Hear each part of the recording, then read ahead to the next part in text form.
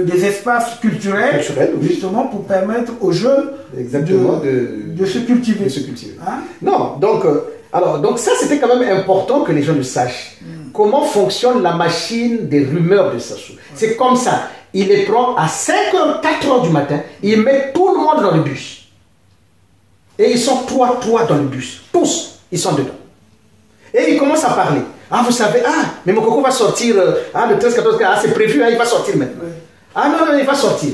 Donc, dans chaque bus, donc, tout le monde reprend le refrain. Et alors, à la fin, dans le bus, s'ils sont à peu près 10-15 personnes, donc, prenez 10-15 personnes qui reprennent la même information, qui vont donner, mais aux alentours de midi, 13h, tout Brazzaville est déjà informé. Et l'information apparaît comme si c'était une information, alors qu'il s'agit simplement d'une simple rumeur mise en place par M. Sassou. Donc, je crois que pour le peuple, il serait déjà un moment important de prise de conscience, d'accord, de porter un brassard noir pour les événements, tous ceux qui sont partis pour le 4 mars. Un brassard noir pour les assassinats de Marien Ngouabi et consorts, et que ce mois-là soit véritablement un mois de deuil. Avant la radio, c'était ça. Maintenant, il y a Forum FM, enfin la radio. Forum 105.8, la radio des droits de l'homme, Forum FM. Dans les quartiers sud qui achètent des parcelles, nous allons tout récupérer parce que nous allons demander où est-ce que tu as eu l'argent pour acheter la maison. Bien sûr. De deux, que ça soit un étranger. Quand tu es rentré au Congo, tu avais quelle fortune pour acheter ça? Non, mais c'est simple. Exactement. C'est simple. Ces maisons seront récupérées et ça sera des établissements, des crèches. De notre confrère Maître Malonga, qui est mort de cette affaire. Parce qu'il avait été empoisonné. Exactement. Beaucoup ignorent cela. Oui, et d'ailleurs, moi-même. Oui, vous avez échappé, moi aussi j'ai échappé. Et d'ailleurs, moi-même, pour parler de ça aussi, alors, le premier empoisonnement que j'ai subi, c'est à cause de cette affaire. Oui. C'est pour cela que je tenais à ce qu'on en parle. Mais non, c'est tout à fait normal. Parce que, pourquoi j'avais subi ça? Parce que j'avais pris le côté de Nsuru, oui, quand je suis passé à RFI, qui sont Bouvier, mais va m'interviewer et je vais traiter Jidéo, Jean-Dominique Okemba, de minable, machin et tout. Bon, ben, ça l'avait vexé. Mais il pouvait rien faire. À Brazzaville, accident ou attentat? Quelle est la nature de l'explosion du dépôt de munitions qui a tué officiellement près de 300 personnes le 4 mars dernier à Brazzaville? C'est la question qui se pose après la décision de la justice congolaise d'inculper 26 personnes, dont le numéro 2 des services de sécurité, le colonel Nsuru. Réaction ce matin sur RFI du défenseur des droits de l'homme, Maurice Massengo Thiassé, deuxième vice-président de la Commission nationale des droits de l'homme, un organisme d'État. Il est aussi le président du Comité international pour le respect de la Charte africaine des droits de l'homme. Il est donc l'invité ce matin de Christophe Boisbouvier. Maître Massengo Thiassé, bonjour. Bonjour. 3 mois après l'explosion meurtrière du camp militaire de Mpila, on apprend que 26 personnes, dont 23 militaires, sont inculpées et mises en détention dans le cadre de l'enquête sur la catastrophe. Est-ce que vous êtes satisfait? Oh, satisfait. Pourquoi être satisfait lorsque il y a une procédure qui est biaisée? Nous serions satisfaits s'il y avait une commission d'enquête internationale qui aurait pu mener cette enquête d'une façon sereine. Parce qu'aujourd'hui, ce qu'on nous présente, c'est en dehors des principes. On a l'impression qu'on revient sur le système du monopartisme où on met en place une commission d'enquête qui dépend carrément de la police politique. Accident ou attentat, quoi qu'il en soit, les 26 personnes inculpées ont tout un point commun. Avant le 4 mars, elles s'occupaient de la gestion des stocks de munitions. Est-ce qu'il n'est pas logique qu'un juge congolais les entende? Mais bien sûr, si l'enquête avait été menée d'une façon sereine et en suivant les procédures habituelles qui font un état de droit, c'est normal, ça ne me choque pas. Mais ce qui me choque, c'est qu'il y a des gens qui auraient pu être entendus, qui ne sont pas entendus. Par exemple, Jean-Dominique Okemba, qui est le chef hiérarchique de Marcel Nsuru, il devait être entendu puisque c'est la sécurité. C'est lui qui est le secrétaire général du Conseil national de sécurité. Alors Jean-Dominique Okemba, qui est le neveu du chef de l'État, est le numéro 1 des services secrets. Et c'est donc son numéro 2, le colonel Marcel Nsuru, qui est aujourd'hui le principal suspect dans l'enquête de la justice congolaise. Avant la radio, c'était ça. Maintenant, il y a Forum. Forum FM 105.8. Oh Maurice, c'est génial. C'est génie.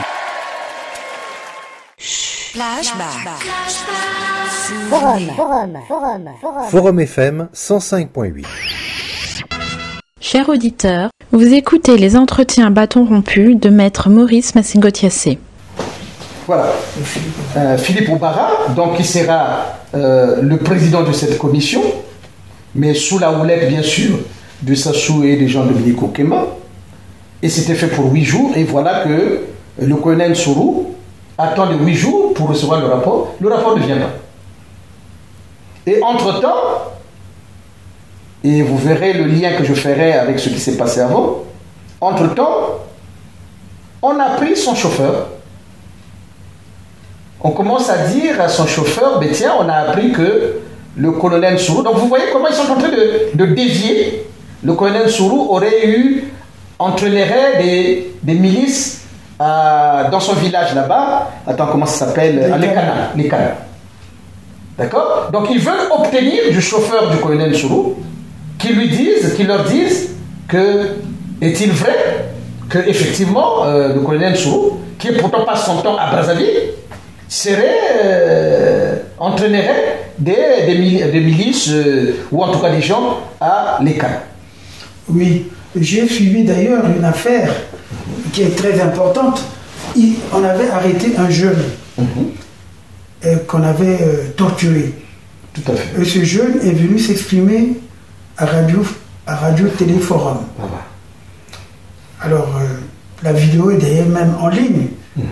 On va vous la montrer. En tout cas, c'était la première victime de torture. Il a été sérieusement torturé. Il avait expliqué qu'il était...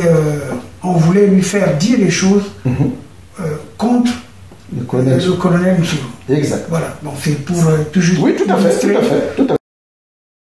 L'expression directe des citoyens et des associations. Maître Maurice Massengo-Thiassé a reçu une personne qui prétend être victime des violations graves des droits de l'homme. Cette personne est menacée dans son intégrité physique et morale. Compte tenu des faits graves évoqués et dénoncés par ce jeune homme, diplômé sans emploi, Maître Maurice Massengo-Thiassé, qui a fait enregistrer l'intégralité de l'entretien, a ordonné sa diffusion dans le cadre de l'expression directe du citoyen et des associations et pour faire valoir le nouveau concept des droits de l'homme, le droit à la vérité. Nous demandons à ceux qui se sentiront visés par cette dénonciation que le forum ait en droit de leur accorder le même temps d'espace, suivant la victime.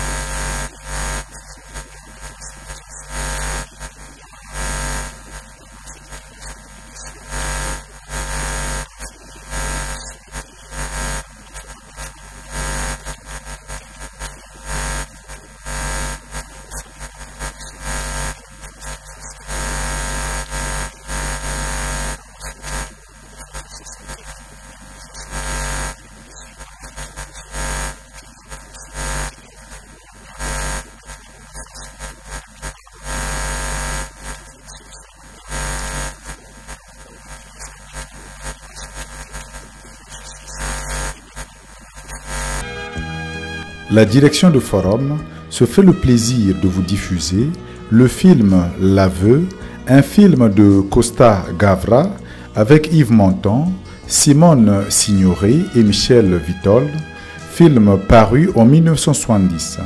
En effet, un ancien chef des brigades internationales et ancien résistant français est arrêté et mis au secret à Prague en 1951. Il subit des interrogatoires brutaux et truqués. Fervent militant, il ne comprend pas les méfaits qui lui sont reprochés et pense alors qu'il est entraîné dans une machination judiciaire. Épuisé, désespéré, convaincu par force qu'il doit avouer pour la cause. Il cède. Costa Gavra nous fait revivre dans son film un authentique procès stalinien. Tout à fait. Comment ils ont manigancé l'affaire. Donc vous voyez, là, ce qu'il faut déjà montrer aux populations et à tous ceux qui sont derrière ce minable personnage, le cynisme de cette personne. Donc vous voyez qu'il y a eu plein de morts. Des gens ont perdu des biens. Mais tout ce qui l'intéresse, c'est la tête du colonel. Donc vous voyez, cher René, pour faire donc une parenthèse très rapidement, Oui. À l'époque, Nsouvré, donc secrétaire général adjoint du Conseil national de sécurité, et le chef d'état-major se trouve être Monjo. Et vous savez, alors donc j'étais sur l'idée que le colonel Sourou n'est jamais parti dans ces casernes-là, ou n'a jamais travaillé dans ces casernes. Alors donc c'était pour dire, lorsque le président Lissouba devient président, il demande au colonel Sourou, il fait appeler le colonel Sourou, pour le nommer patron de cette, je ne sais pas comment ça s'appelle là, mais en tout cas, des casernes de Pila. À l'époque, le patron c'est qui? C'est Monjo. D'accord? Suivez-moi bien. Hein? À l'époque, c'est Monjo.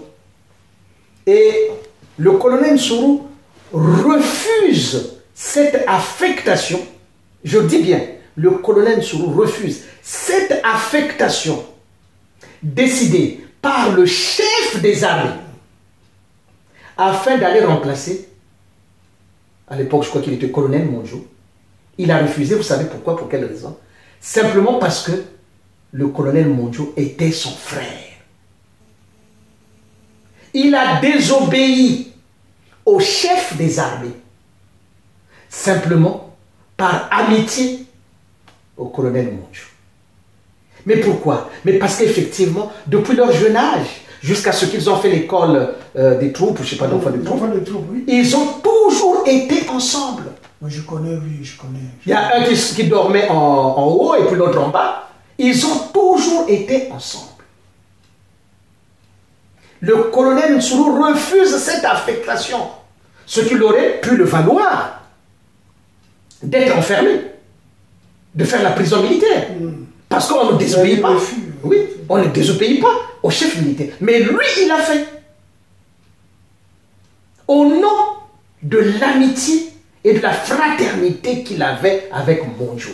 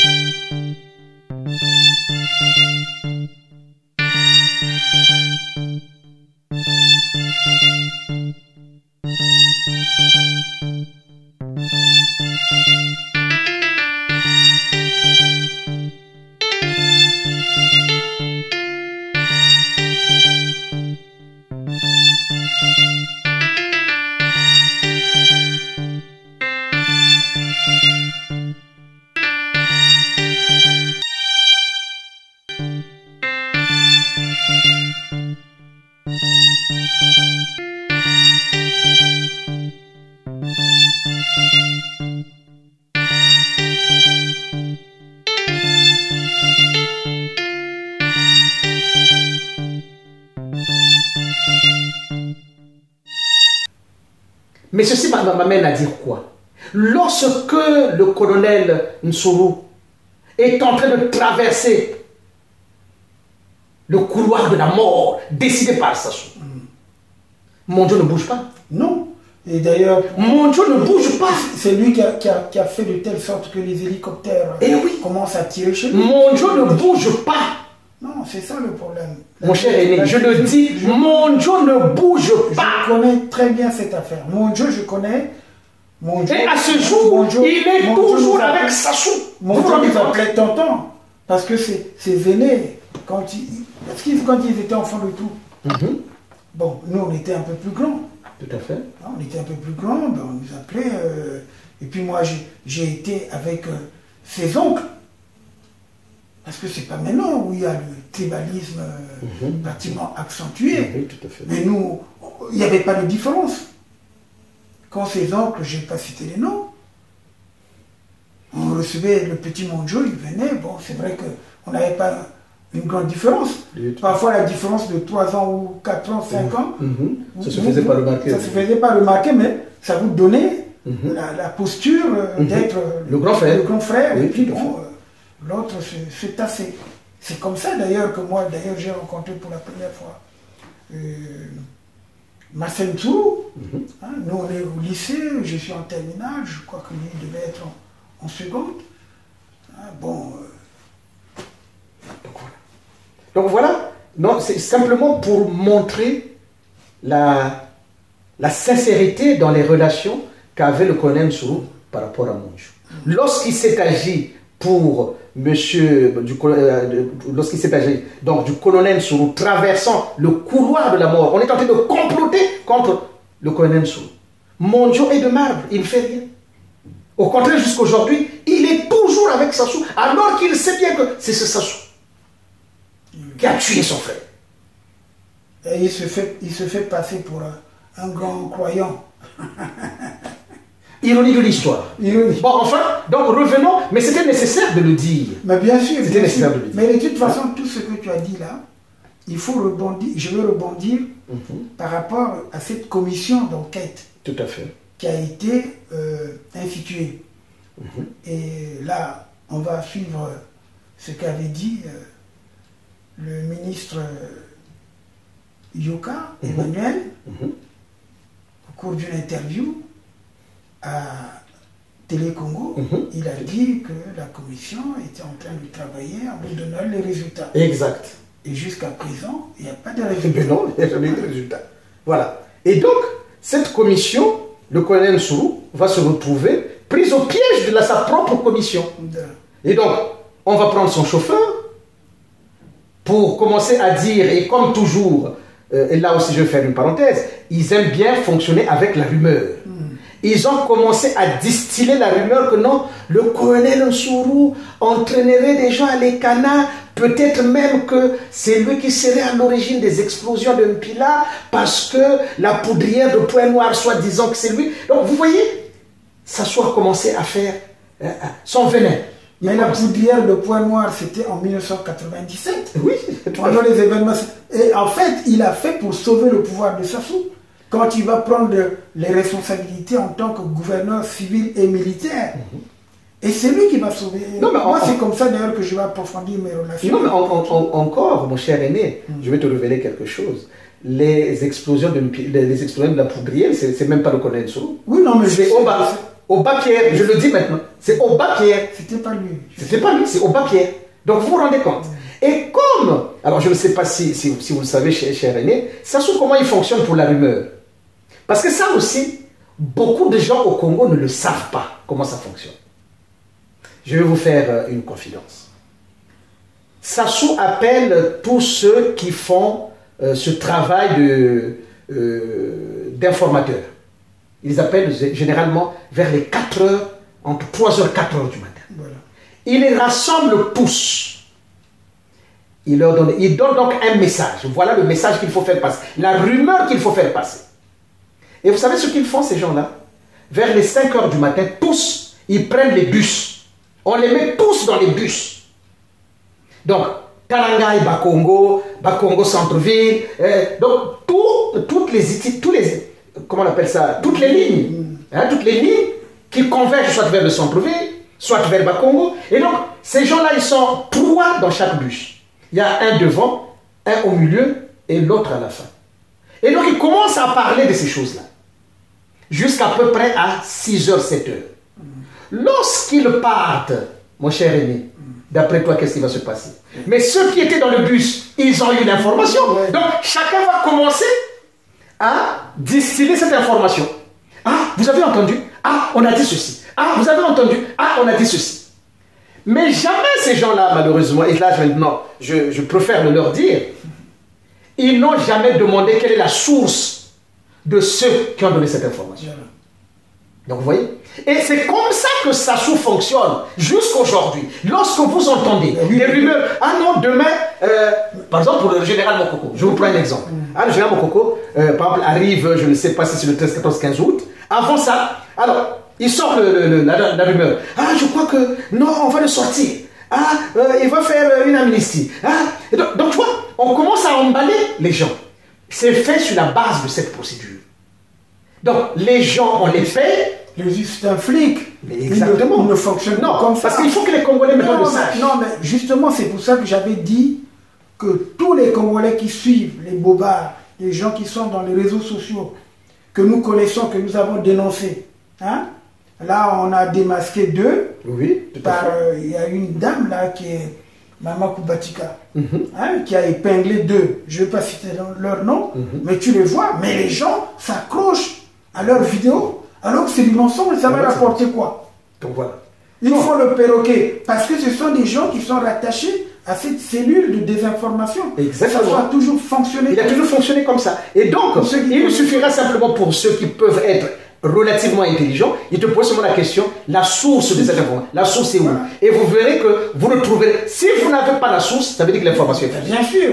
Mais ça, c'est un travail. Écoute, toi et moi, nous sommes des universitaires. Donc voilà. Nous savons très bien que lorsque nous donnons un point de vue, ben, nous apportons la preuve. Exactement. Hein? Exactement. Voilà, c'est telle disposition, c'est tel élément, voilà, c'est passé comme ça. Exactement. Voilà les preuves. Voilà, c'est comme l'émission que nous sommes en train de faire. Nous sommes en train d'apporter des informations. Des informations. Et nous avons montré Wao, oui. Et nous avons montré Yoka qui parle, machin. Nous avons montré Sassou qui parle. Exactement. Et nous continuons. Voilà, ce sont des preuves. Ce sont des faits historiques. Historiques. Donc voilà. Donc Sassou, comme il sait très bien, il a tellement considéré les Congolais comme étant des vignerds. Ben bien sûr, bien et sûr. Comme on disait nous quand on était plus jeunes, alors donc tu vois, tu continues à marcher dessus. Tu continues à marcher dessus. Parce que tu tapes dessus quand quelqu'un, tu vois, quand tu vas à l'école primaire, il y avait quelqu'un qui chaque fois il achetait son beignet, ses beignets, c'est pas quoi là et tout. Ou son pain beurré. Son pain beurré. Il t'a dit, si tu me donnes pas, je vais te taper. Mais le gars était obligé de réserver une part. Non, mais comme ça. Donc c'est la politique d'intimidation. Exactement. Et ça, c'est la politique des gens qui sont des imbéciles. Bien sûr. Comme ça, bien sûr. Parce que tu n'as rien dans la tête. Mais bien avec sûr, tout ce que tu as amassé comme richesse. C'est pour ça que je comprends pas. Le pays est immensément riche. Oui. Tu vas aveugler les Congolais comme ça. Par tes bêtises. Tu vas enrichir les gens et les gens ne savent pas que toute cette richesse-là, nous allons récupérer. Aujourd'hui, le débat qu'il faut également instaurer, c'est de dire aux gens qui achètent des maisons aujourd'hui, surtout dans les quartiers sud, qui achètent des parcelles, nous allons tout récupérer parce que nous allons demander où est-ce que tu as eu l'argent pour acheter la maison. Bien sûr. De deux, que ce soit un étranger. Quand tu es rentré au Congo, tu avais quelle fortune pour acheter ça? Non, mais c'est simple. Exactement. C'est simple. Ces maisons seront récupérées et ça sera des établissements, des crèches, des garderies, comment on appelle, des espaces culturels, oui. Justement pour permettre aux jeunes de se cultiver. Hein? Non, donc ça c'était quand même important que les gens le sachent. Comment fonctionne la machine des rumeurs de Sassou. C'est comme ça. Il les prend à 5h, 4h du matin, il met tout le monde dans le bus. Et ils sont trois dans le bus. Tous, ils sont dedans. Et ils commencent à parler. Ah, vous savez, mais mon coco va sortir, le 13, 14, c'est prévu, il va sortir maintenant. Oui. Ah non, il va sortir. Donc, dans chaque bus, donc, tout le monde reprend le refrain. Et alors, à la fin, dans le bus, s'ils sont à peu près 10-15 personnes, donc, prenez 10-15 personnes qui reprennent la même information, qui vont donner, mais aux alentours de midi, 13h, tout Brazzaville est déjà informé. Et l'information apparaît comme si c'était une information, à moins qu'il s'agisse simplement d'une simple rumeur, mise en place par M. Sassou. Et tout le monde s'y engouffre sans poser la question de savoir quelle est la source de cette information. Ça, je viens de vous livrer encore les quelques secrets que je connais à peu près de ce régime. Soyez-en sûrs que chaque fois que vous avez une information, demandez simplement quelle est la source. Si vous n'avez pas la source, vous saurez qu'il s'agit là d'une simple rumeur, mais mise en place par le régime en place et notamment par Sassou. Il y a des équipes qui sont formées pour ça, de la même façon d'ailleurs que la DST ou la DGST, maintenant ils ont changé le nom, ne constitue qu'une machine à fabriquer des complots, une manufacture du complot. Donc ça, il faut que les gens le sachent.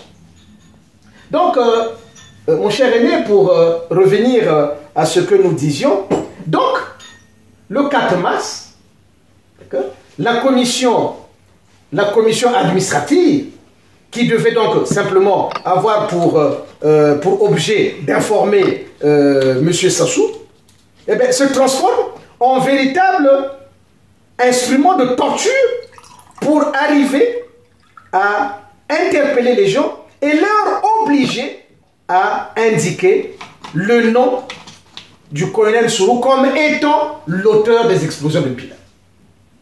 Et donc là, on avait pris tous ces jeunes-là qui travaillaient à Mpila, sergent, caporal, et tout, qui étaient là-bas et qui ne connaissaient même pas le colonel Sourou.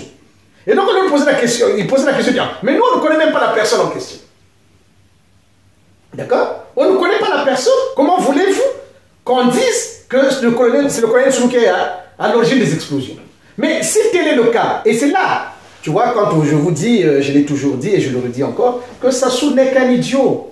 Bien sûr. Ce n'est qu'un idiot. Parce que si vous dites que c'est le colonel Sourou, il faut donc expliquer le mode opératoire. En temps réel, il faut expliquer le mode opératoire. Et ça, non. Pour eux, il suffisait simplement de donner l'argent à ces jeunes-là pour qu'ils indiquent le nom du colonel Sourou.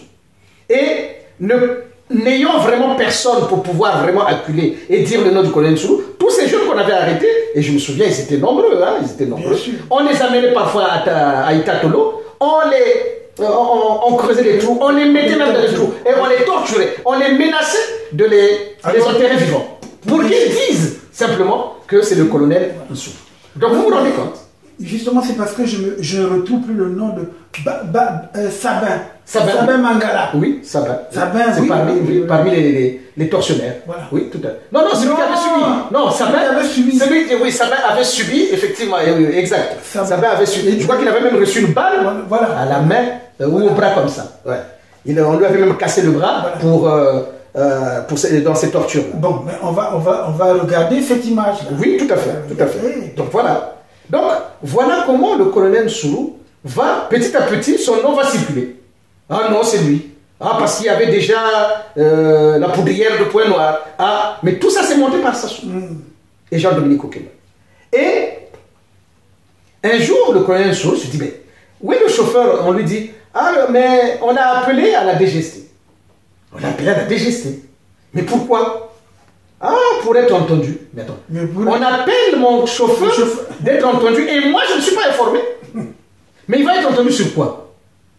Et voilà comment il se rend à cette commission, donc à la DGST, puisque la commission siège à la DGST, pour aller s'informer. Mais qu'est-ce qui se passe? En même temps, il demande à Obara, mais Le rapport, c'était dans 8 jours. On est à plus d'1 mois. C'est quoi ce rapport qui ne vient pas? Ah non, mon colonel, on est vers la fin, on attend, etc., etc. Donc il a bredouillé, il ne savait pas quoi dire. Et donc le colonel Sourou, il dit, mais le chauffeur, qu'est-ce qu'il se fait? Ah non, on l'écoutait simplement comme ça, sur quelques informations, mais bon, rien de grave. Vous pouvez passer demain, le récupérer, il n'y a pas de problème. Vous viendrez signer son procès verbal de sortie, comme ça au moins, on sait que c'est entre vos mains. Donc vous voyez, donc le truc commence déjà là. Tu vois, le cynisme commence. Et le mensonge commence, et vous allez voir. Donc, le colonel Sourou rentre chez lui, tranquille, d'accord? Cette commission d'enquête administrative, il leur demande simplement, mais remettez-moi vite le rapport pour que j'informe le président de la République. Il dit, bon, colonel, donc demain. Bon, voilà le colonel, demain à quelle heure? Oh, vers 10h, c'est bon. Ok, le colonel se dit, bon, écoute, je vais aller signer le procès verbal. Mon cher aîné, alors qu'il partait pour aller prendre donc son chauffeur, signer le procès verbal que le chauffeur était mis à sa disposition, voilà quand il arrive, il est désarmé. Oui. Il est désarmé. Je dis, mais qu'est-ce qui se passe? Donc vous voyez, Obara, petit colonel de la DGST. Le colonel Sourou est colonel avant Obara. Petit colonel donc de la DGST. Il était capitaine en 97. D'accord? C'est les gens qui sont... Il désarme un ancien, en termes de grade, mais surtout secrétaire général adjoint du Conseil national de sécurité. Il se permet de le désarmer et de le mettre aux arrêts. Ça, c'est quelle armée, ça? Donc, vous voyez? Voilà comment le colonel Sourou va se retrouver piégé et désormais devra répondre de quoi? Des explosions de 4 mars. Pour ceux qui ne savaient pas, eh bien voilà, là je vous dis. Donc vous voyez bien qu'il n'avait même pas été convoqué pour être écouté sur quoi que ce soit. Ça s'appelle un guet-apens. Donc on lui a tendu un guet-apens. Mais monsieur, mon cher aîné, toi qui as plus d'expérience que moi, qui, dans ce mode opératoire, avait fait déjà l'objet d'un guet-apens avec la personne de Sassou? Marien Ngouabi. Marien Ngouabi et oui. Et Massamba Deba. Et Massamba Deba est le cardinal. Tu vois, c'est toujours le même truc. Marien Ngouabi, Sassou dit, ah, Motondo, comment ils appellent ça, dans le truc de... Oh, j'ai oublié, au champ de tir. Motondo a reçu des balles de champ de tir. Il dit donc à Marien Ngouabi, ah, donc, comme c'était son préféré, il dit donc, Marien Ngouabi va se déplacer. Et il va se retrouver où? Eh bien, il va se retrouver à l'hôtel, comment ils appellent l'hôtel là? C'est, Mistral. Mistral. Ah, il est dans telle chambre, et dans cette chambre, pouf, guet-apens, et bien voilà. Donc c'est le même mode opératoire, la même chose. Ah, le cardinal, ah, il est convoqué, pouf, on ne le voit plus. Massamba Deba, il est convoqué, pouf, disparaît. Donc, vous voyez, et c'est le même mode opératoire, et ça a été fait avec qui à l'époque? Toujours avec la sécurité d'État. Et là, c'est avec la DGST. Donc, vous voyez, donc, toujours la police politique entre les mains de qui? Du criminel Sassou. Donc, voilà un peu sur cette question des explosions de Mpila. Nous retiendra dans un premier temps de cette première partie, c'est que, 1, ces explosions n'ont jamais donné lieu à ouverture d'une information judiciaire. Aucun parquetier ne s'était déplacé, aucun juge d'instruction, aucun OPJ ne s'était déplacé, ni le maire de la ville, qui est aussi OPJ, ni le préfet de Brazzaville, personne ne s'était déplacé pour aller vérifier qu'est-ce qui s'était passé, ou du moins ouvrir une information judiciaire, eu égard au nombre de morts qu'il y avait et au nombre de dégâts qu'il y avait. Il fallait quand même établir les responsabilités des uns et des autres. D'accord? Ne serait-ce que pour constater qu'il y avait là, comment on peut appeler ça? Ben, une opération de négligence. Et donc, la mise en péril de la vie d'autrui, alors que le général Dabira avait fait le rapport. Et curieusement, le général Dabira qui a fait le rapport sur les éventualités d'une explosion de ces casernes, ne sera jamais interpellé. Celui qui sera interpellé, qui sera pris en guet-apens, ça sera le colonel Sourou qui n'avait rien à voir là-dedans. Donc, mon cher aîné, pour me résumer, les explosions de Mpila n'ont eu pour objet que d'atteindre la personne de Marcel Sourou. Donc, Sassou est à même de tuer des milliers et des milliers de gens pourvu que cela lui conduise à tuer ou Maître Ganga ou Maître Massengo Tchassé ou en tout cas dans le cas d'espèce le colonel Nsourou. Et d'ailleurs, il y a peut-être pas l'anecdote, j'ai jamais produit cette lettre que Marcel Nsourou m'avait donnée lorsqu'il était gouverneur civil et militaire à Pointe-Noire. J'avais fait la photocopie de cette lettre que j'avais transmise à Sassou. C'était pour le remercier. D'ailleurs, quand j'avais vu une fois Marcel Nsourou, après les promotions des fameux généraux, là, j'ai dit, mais comment t'oublies comme ça et tout. J'ai dit, mais tu connais... Je sentais déjà que Sassou avait très peur de Marcel Nsourou. Marcel Nsourou, c'est un militaire bien formé. Bien formé, exact. Et par rapport à ces ouvriers militaires qu'il a pris là, les Yakanoki Noki qui sont devenus des colonels, maintenant là d'ailleurs ce sont des généraux. Mais Marcel Nsourou, il m'a dit non, laisse tomber et tout ça là. Oui, bien sûr. Parce que d'ailleurs c'est le problème que j'avais eu avec Moutando. Quand Moutando est nommé chef d'état-major général, c'est une histoire que je ne raconte pas souvent. Moutando est nommé chef d'état-major général. Moi, je suis chez le président Sassou à Mpila. Je vois Moutando arriver, tout ça là et tout. Il y avait d'abord Davira qui était là en tant que général. Et je dis au président, pendant que Moutando et Davira encore en vie, il peut le dire. Oui, je dis au président, mais c'est pas normal. Comment une armée, il y a des généraux et le chef d'état-major général est colonel. Mais il faut régler ça. Je t'assure, même pas une semaine, Moutando a été nommé général de division. Ah, général de division. Il a été nommé général de division et Davira n'était plus d'accord avec moi. J'ai dit, mais non, après... Parce que Davira était de brigade. Il était aussi de division ou de brigade? Non, je ne sais pas, mais en tout cas, je ne connaissais pas s'il était à l'époque de brigade. En tout cas, il a été nommé. J'ai dit, c'est tout à fait normal de régulariser. Ce n'est pas une armée, j'ai dit, ce n'est pas une armée des maquisards. C'est une armée régulière des forces armées d'une république, mais il faut qu'on régularise la situation. Tout à fait. Et on l'avait régularisé. Et c'est d'ailleurs en ce moment-là que j'étais très bien, maintenant, avec Moutando. C'est comme ça que Moutando, d'ailleurs, m'a sorti le fameux document... Oui, tout à fait, sur le complot, le complot sur le poule. Avec le Mouébara. Oui, Mouébara. Il me donne ce document lorsqu'il était dans son petit bureau à la présidence. Il n'est plus chef d'état-major général. Tout à fait. On l'a réduit, oui, tout à fait. Oui, on l'a réduit. Il était dans un truc espèce...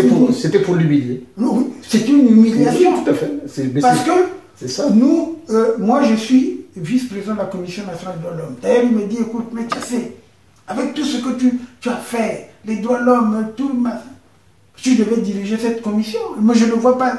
J'ai dit, non, mais chacun... Bon, moi, je ne m'en fais pas, ça va. Tu comprends? Tout à fait. Donc, je connais ces affaires-là. Donc, quand on parle... Je connais la frustration de... Non, mais c'est créé de toutes pièces. De Nsourou. Nsourou, non. C'est grâce à Nsourou que Pointe-Noire a su être préservé. Mais il a été mal récompensé. Oui, tu vas voir des gens qui sont sortis comme ça là. Oui, mais bien sûr, bien sûr. Ils sont devenus des généraux. Mais non. Est-ce que Florent Sima peut parler devant Nsourou? Ben non. Absolument pas. D'ailleurs, il a quelle formation? Florent Sima. Mais il a laissé ce Sassou-là tuer son frère. Quoi? Les Nsiba là, les Monjo, ils sont aux côtés d'un criminel Mais ils ne savent pas que Sassou... Ça se posait la question d'ailleurs. Sassou n'aime personne. Il n'aime que sa personne. Regarde, les gens... Non, mais Sassou n'aime que sa personne. Mais mon cher René, c'est à se poser des questions. L'école des enfants de troupe qui est là, ça sert à quoi en fait? Parce que si, devant vous, des enfants de troupe, un minable criminel idiot de Sassou tue votre collègue pour des raisons qui sont mensongères, montées de toutes pièces. Je pense qu'ils peuvent réagir. Et vous ne réagissez pas. Mais non, ils sont incapables. Regarde, mais donc, nous sommes en train de suivre aujourd'hui. Non, mais en ce moment-là, nous sommes aujourd'hui. Il faut fermer cette école-là. Ça ne sert à rien, cette école ne sert à rien, puisque finalement, ils ne forment pas des véritables élites. Alors que je pensais que c'était une école qui formait des élites. Mais écoute, même si... Ils ne forment pas des élites, mais comment est-ce que... Est-ce que tu sais que l'armée est désarmée aujourd'hui? Mais l'armée est désarmée. Mais s'ils sont désarmés, c'est qu'ils ne valent rien. Alors vous vous rendez compte que moi, qui suis civil, j'ai affronté le système judiciaire de Sassou, au point de dynamiter ce système. Oui. Mais eux, qui ont fait l'école militaire, soi-disant l'école militaire, oui, mais toi, ils ne sont pas capables. Sur la base du droit, aujourd'hui, il n'y a pas longtemps que j'avais su que Henri Bouka était un proche de Sassou. Moi, je le considérais comme un magistrat indépendant et tout. Mais c'est un minable magistrat. Non, mais je sais. C'est un minable magistrat, il ne vaut rien. Je sais, il y a beaucoup qui... Bon, voilà. Mais il a eu ce diplôme. Tu sais que c'est Sassou qui lui a donné ce diplôme. Mais non, moi, j'ai été là en tant que procureur. Ah, donc... Moi, mais c'est Sassou qui leur a donné tous les magistrats que tu vois au Congo. Donc, bien avant... Oui, c'est Sassou qui leur a donné les diplômes. C'est Sassou qui leur... Maintenant, tu t'imagines que Sassou n'a même pas un certificat en législation. Mais il leur donne des diplômes au point où il s'agenouille devant Sassou. Bien sûr. Vous vous rendez compte? Ça, je sais.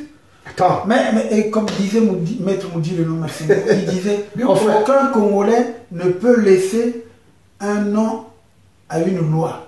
Aucun Congolais. Eh bien oui. Parce que Sassou piétine, c'est lui qui domine tout alors que lui-même ne comprend rien. Attends, il n'y avait pas un certificat en législation, donc alors que c'était d'ailleurs un groupe heureux. Ah oui, peu importe. Il y a des anecdotes, on peut en parler. Oui, mais en tout cas, pour cette première partie, donc voilà, je pense que nous avons fait plus d'une heure. Oui, tout à fait. Et que... Nous allons vers donc le 10e anniversaire du 4 mars. Est-ce que vous savez que jusqu'à présent, les victimes de ce 4 mars ne savent toujours pas ce qu'ils deviendront, ce qu'est devenu leurs parents, les maisons qu'ils ont perdues jusqu'à ce jour. Et ça, on le sait. Jusqu'à ce jour. Ça, on le sait. Disons, en tout cas, merci d'être passé pour qu'on évoque aujourd'hui même. Nous sommes vendredi 4 mars 2022, donc ça va, voici 10 ans. 10 ans. Et nous avons montré quelques images pour illustrer. Le débat n'est pas clôturé. Tout à fait. Et nous allons continuer. Il y aura une deuxième partie, une troisième partie, une quatrième partie, jusqu'à la mort de notre confrère, du colonel, de notre confrère Maître Malonga, qui est mort de cette affaire. Il avait été empoisonné. Exactement. Beaucoup ignorent cela. Oui, et d'ailleurs, moi-même. Oui, vous avez échappé, moi aussi j'ai échappé. Et d'ailleurs, moi-même, pour parler de ça aussi, alors, le premier empoisonnement que j'ai subi, c'est à cause de cette affaire. C'est pour cela que je tenais à ce qu'on en parle. Mais non, c'est tout à fait normal. Parce que, pourquoi j'avais subi ça? Parce que j'avais pris le côté de Nsourou. Oui, tout quand à fait. Je suis passé à RFI. Christophe Babouvier va m'interviewer et je vais traiter le JDO, Jean-Dominique Okemba, de minable, machin et tout. Bon, ben, ça l'avait vexé. Mais il ne pouvait rien faire. Et d'ailleurs, je reviendrai sur ça. Vous suivez Regard sur les médias, Radio France Internationale, RFI. RFI, Radio France Internationale.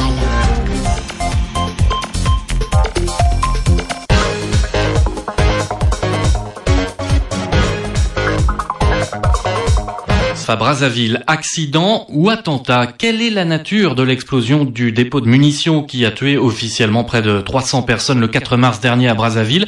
C'est la question qui se pose après la décision de la justice congolaise d'inculper 26 personnes, dont le numéro 2 des services de sécurité, le colonel Ntsuru. Réaction ce matin sur RFI du défenseur des droits de l'homme, Maurice Massengo Thiassé, deuxième vice-président de la Commission nationale des droits de l'homme, un organisme d'État. Il est aussi le président du Comité international pour le respect de la Charte africaine des droits de l'homme. Il est donc l'invité ce matin de Christophe Boisbouvier. Maître Massengo Thiassé, bonjour. Bonjour. 3 mois après l'explosion meurtrière du camp militaire de Mpila, on apprend que 26 personnes, dont 23 militaires, sont inculpées et mises en détention dans le cadre de l'enquête sur la catastrophe. Est-ce que vous êtes satisfait? Oh, satisfait. Pourquoi être satisfait lorsque il y a une procédure qui est biaisée? Nous serions satisfaits s'il y avait une commission d'enquête internationale qui aurait pu mener cette enquête d'une façon sereine. Parce qu'aujourd'hui, ce qu'on nous présente, c'est en dehors des principes. On a l'impression qu'on revient sur le système du monopartisme où on met en place une commission d'enquête qui dépend carrément de la police politique. Parmi les 8 chefs d'inculpation retenus contre ces 26 personnes, il y a l'atteinte à la sûreté de l'État. Est-ce que ça veut dire que l'explosion était un attentat? Mais puisque ceux qui ont conduit l'enquête l'ont déterminé ainsi, alors que c'est en contradiction avec ce que le président de la République avait lui-même annoncé le premier jour, c'est-à-dire le 4 mars, quand il a dit c'est un accident. Et aujourd'hui, il y a un revirement. Nous ne comprenons pas pourquoi c'est aujourd'hui considéré comme atteinte à la sûreté de l'État. Le 9 mai, en effet, le président Sassou a déclaré à RFI, le matin de l'explosion, je n'ai pas du tout pensé à un coup d'État. Est-ce que depuis, il aurait changé d'avis? Mais éventuellement, puisqu'il a mis en place une commission d'enquête qui dépend de la police politique. Donc la police politique qui avait été bannie lors de la conférence nationale est revenue en force parce que cette affaire a été menée par le directeur général de la surveillance du territoire. C'est une affaire qui aurait pu être menée par le ministère de la Justice pour faire la lumière. Accident ou attentat, quoi qu'il en soit, les 26 personnes inculpées ont tout un point commun. Avant le 4 mars, elles s'occupaient de la gestion des stocks de munitions. Est-ce qu'il n'est pas logique qu'un juge congolais les entende? Mais bien sûr, si l'enquête avait été menée d'une façon sereine et en suivant les procédures habituelles qui font d'un état de droit, c'est normal, ça ne me choque pas. Mais ce qui me choque, c'est qu'il y a des gens qui auraient pu être entendus, qui ne sont pas entendus. Par exemple, Jean-Dominique Okemba, qui est le chef hiérarchique de Marcel Ntsuru, il devait être entendu puisque c'est la sécurité. C'est lui qui est le secrétaire général du Conseil national de sécurité. Alors Jean-Dominique Okemba, qui est le neveu du chef de l'État, est le numéro 1 des services secrets. Et c'est donc son numéro 2, le colonel Marcel Ntsuru, qui est aujourd'hui le principal suspect dans l'enquête de la justice congolaise. L'avocat du colonel Ntsuru précise, mon client est accusé d'avoir volontairement incendié le dépôt de munitions. Est-ce qu'il serait accusé de complot? Mais dire qu'il est accusé de complot, ça c'est plutôt la commission qui va le montrer. Pour nous, nous pensons qu'il y a eu un accident et qu'il y a eu des boucs émissaires. C'est un problème de négligence.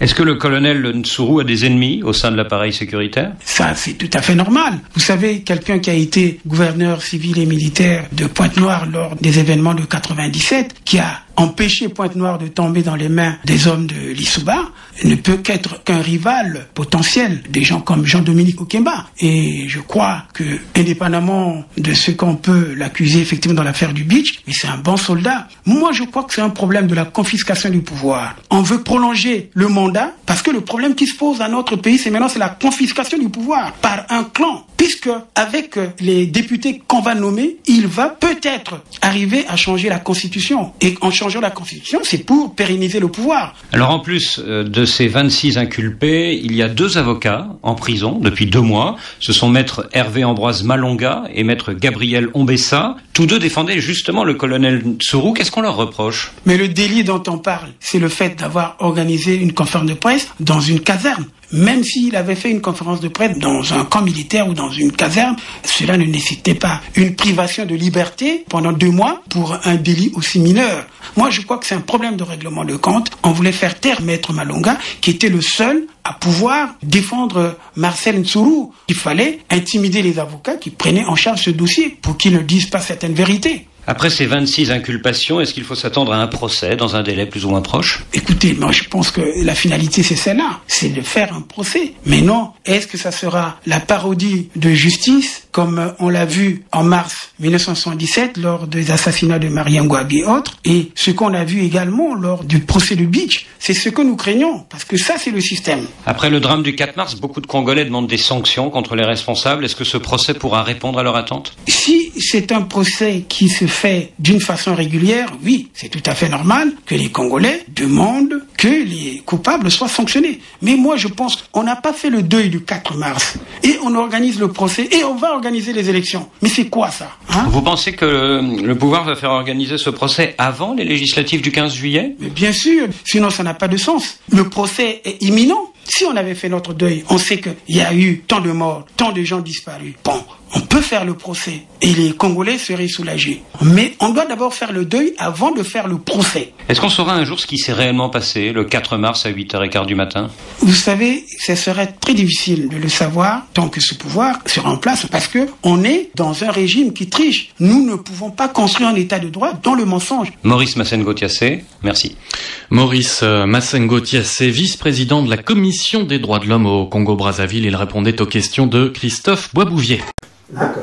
En tout cas, merci. Non, c'est moi. En tout cas, nous allons continuer. Donc, la prochaine émission pourra se faire dans 3 ou 4 jours. 3 ou 4 jours, oui, tout à fait. On est le vendredi 4. Pour expliquer maintenant la phase judiciaire. Voilà. Parce que là, on s'est arrêté sur le guet-apens qui avait été... Ben, je te donnerai la possibilité de t'exprimer à fond et d'apporter des pièces parce que il y avait un document que Marcel Mtsuru m'avait fait envoyer sur la réglementation, pour ne pas dire la loi qui régit le Conseil national de sécurité. Oui, tout à fait. Hein, je dois la voir si je cherche bien. Il y a une loi, parce que moi j'ai... Ah non, c'est même pas une loi. Ah non, c'est même pas une loi. Non, le texte. Non, c'est un texte que ça soit pris. En fait, c'est même anticonstitutionnel. Anticonstitutionnel, oui. C'est même anticonstitutionnel. C'est vrai, parce qu'on ne devait plus avoir ce genre de service. Non. Parce que son service dépendait du ministère de l'Intérieur. Et également de... Donc voilà, on a mis, si tu veux, une institution. C'est devenu une institution. Oui, exactement. Exactement, c'est ça. Ce n'est pas passé par le Parlement. Voilà. Lui-même se prévaut d'être loi, donc il n'a pas besoin du Parlement. Donc voilà. Donc on s'est arrêté là. Il légifère par ordonnance. Je ne sais pas s'il légifère par ordonnance. Non, ce n'est même pas une ordonnance. C'est une note de service. Il légifère par ses crimes, oui. Donc voilà. Donc, non, mais en tout cas, guet-apens contre le colonel Ntsuru qui avait été monté par Philippe Obara, qui est au service donc de... D'ailleurs, je montre son image. Oui. Et donc, c'est quelqu'un qui est devenu immensément riche. Parce que ils sont là pour ça. Il a un truc, je crois, dans la cuvette ouest. Je ne sais pas quel est ce district-là. Il est... c'est pas Evo, c'est... Tu connais pas. Tu connais pas quand même. Non, tu dois connaître les districts des... Non. Tu dois connaître les districts des régions. Non, les districts non, je peux connaître, mais pour ce qui est comment t'appelles, de Obara, il n'a aucune importance à mes yeux. Hein. Oui, il a eu aucune importance. En tout cas, il a un hôtel particulier. Ben oui. De toute façon, ils sont devenus idiots et ils acceptent d'être idiots en contrepartie de l'argent qu'ils peuvent piller, c'est tout. Non, mais ce qu'ils oublient aussi, c'est que nous allons les exproprier. Donc, nous allons les exproprier parce qu'il y aura une nationalisation. En tout cas, nous allons tout nationaliser. En tout cas, nous allons tout reprendre. Il faut égaliser. Si on n'égalise pas, il y a des gens qui seront des esclaves des voleurs. Mais bien sûr. C'est une société constituée que des criminels et de voleurs.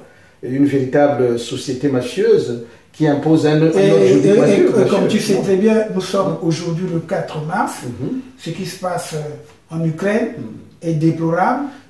Et nous pensons que les Congolais pourront également suivre la résistance du peuple ukrainien qui utilise des cocktails Molotov. Oui, tout à fait. Et ça, c'est facile à faire. C'est l'arme du pauvre. L'arme du pauvre, parce qu'aujourd'hui, si nous voulons faire tomber Sassou, même quand il fait son truc et tout ça là, mais vous faites ça incognito, vous tapez dans toute la ville, partout, et puis c'est terminé, ils vont fuir.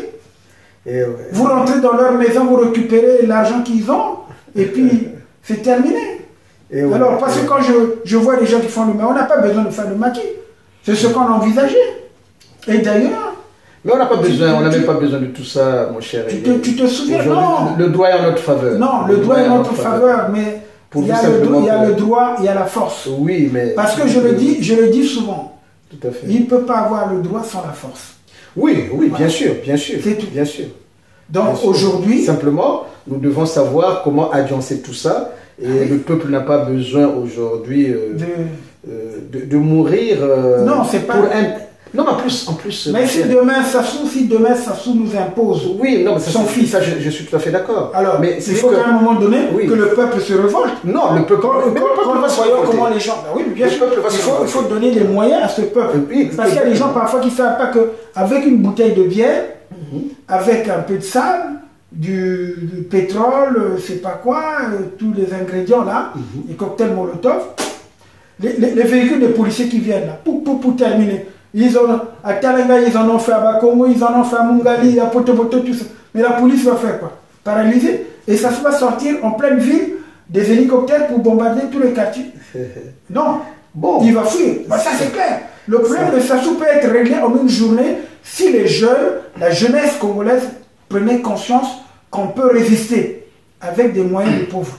Tout à fait, peut-être. Mais en tout cas, la chose quand même qu'il faut rappeler aujourd'hui, cet anniversaire, le 10e anniversaire du 4 mars des explosions d'Opila, devait amener les populations qui ont subi ce grave préjudice, devait amener, j'allais dire, tous les Congolais à consacrer cette journée, à porter un brassard noir pour autant de morts qu'il y a eu, en face de quelqu'un qui montre un cynisme tel que pour autant de morts, il fallait simplement chercher à tuer un individu en la personne du colonel Sourou. Je pense qu'il serait de bonne loi. Il faut le brassard, on le fait au moins, ne fût-ce que pendant une semaine. En tout cas, le mois de mars, dans tous les cas, tout le mois de mars est un mois de deuil, en réalité. Il devait être un mois de deuil. Pour que les uns et les autres se remémorent des morts qu'il y a eu, mais inutiles, et des morts qui résultent d'un simple mensonge qui fait que finalement ce monsieur nous a imposé ce que j'appelle la révolution permanente du crime impuni. Il faut que ça s'arrête. Et le mois de mars est un déluge de crimes. D'accord? J'aime bien l'expression déluge de crimes. Oui, c'est véritablement un déluge de crimes. Donc le mois de mars, les populations, s'ils pouvaient nous entendre, c'est vraiment de porter le serait-ce que en mémoire de tous ces gens-là. Ne serait-ce que le brassard noir. Voilà, c'est ça. Nous commençons par le 23 mars 70, l'affaire de Kibanga, avec le Kibindou et autres. Et puis après, il y a eu le 18 mars, l'exécution de Marien Ouabi, de Massamba Deba et du cardinal Émile Lehena. Oui, tout à fait. Ce sont des exécutions sommaires. Oui. Mais c'est pour ça que nous appellerons à nous opposer à cette révolution permanente des crimes impunis par une révolution par le droit. Et le mois de mars... Je suis d'accord, la révolution par le droit va se faire, mais il faut donner également à la population de s'approprier son pouvoir. Oui, mais ça, on va l'expliquer, chérie. On va l'expliquer et au fur et à mesure, je pense que la première des choses, de mon point de vue, là, dans la situation qui est la nôtre, c'est que le 4 mars doit être le premier moment à partir duquel les populations peuvent déjà commencer à, comment je peux appeler ça, vraiment à penser, à prendre conscience surtout, et à penser à ceux qui sont partis dans des conditions qui sont inexpliquées. Ah oui, des conditions inexpliquées, et ils doivent porter le brassard noir et surtout tuer autant de gens pour simplement atteindre le colonel Sourou. Mais le colonel Sourou est peut-être, comment on peut appeler ça, le mouton immolé, le mouton expiatoire, mais de tous les crimes de Sassou. Est-ce que vous vous rendez compte que finalement, il n'a fait que ça, tuer des innocents. comment est-il possible que nous puissions continuer à être derrière un criminel de cet acabit? Non. Donc, je crois que pour le peuple, il serait déjà un moment important de prise de conscience, d'accord, de porter un brassard noir pour les événements, tous ceux qui sont partis pour le 4 mars. Un brassard noir pour les assassinats de Marien Ngouabi et consorts, et que ce mois-là soit véritablement un mois de deuil, à partir duquel nous prendrons désormais conscience qu'il n'est plus possible de laisser impunis des crimes. Voilà, mon cher aîné, ce que j'entendais dire au début de cette émission et de cette partie très cher maître, des conversations que nous aurons tout au long de ce mois de mars. Très cher maître, je suis très content et très heureux pour cette initiative parce que nous avons parlé de la tragédie plutôt de 4 mars. Oui. Et tu as donné là ton accord et tu as préféré qu'on en parle en plusieurs séries. Tout à fait. Pour éclairer, ne fût-ce que nos compatriotes, souvent qui sont très naïfs et qui oublient vite tout à fait qu'il s'est passé des choses. Et aujourd'hui, il y a des gens qui parlent soi-disant de la concertation avant les prochaines législatives, comme ça se le fait toujours. Mais pour nous, les élections législatives, c'est un non-événement. C'est un non-événement tant que les Congolais ne seront pas libres pour choisir leur propre représentant à l'Assemblée nationale ou au Sénat. Voilà. Exact. Donc c'est un peu ça. En tout cas, merci. Non, c'est moi qui te remercie, mon cher aîné. Voilà. Tu m'as permis d'être encore en contact avec ce peuple.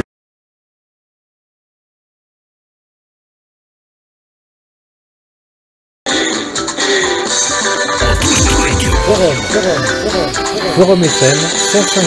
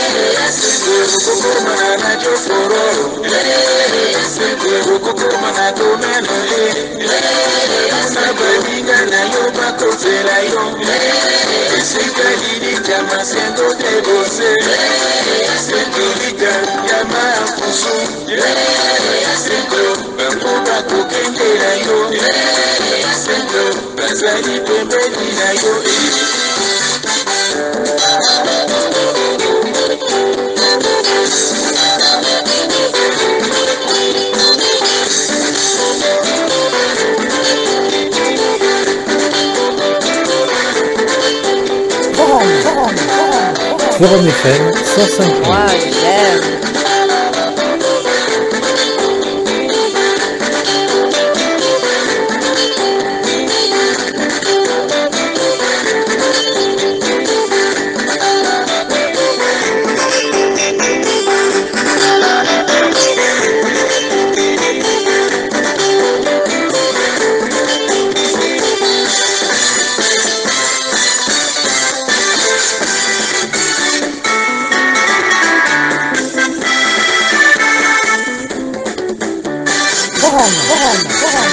Forum FM 105. Moi, j'aime.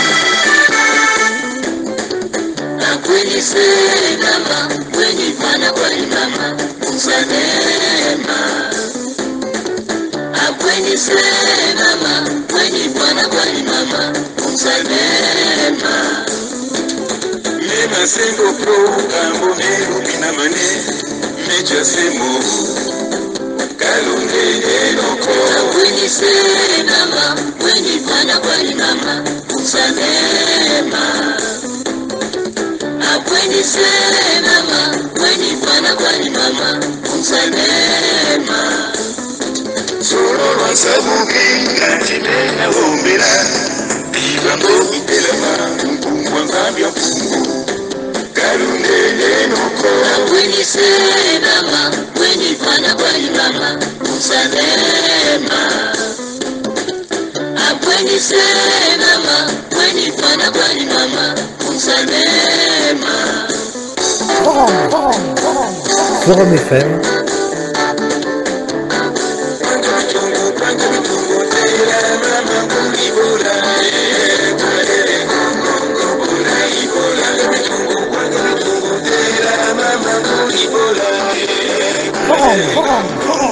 Forum FM 105. Moi j'aime.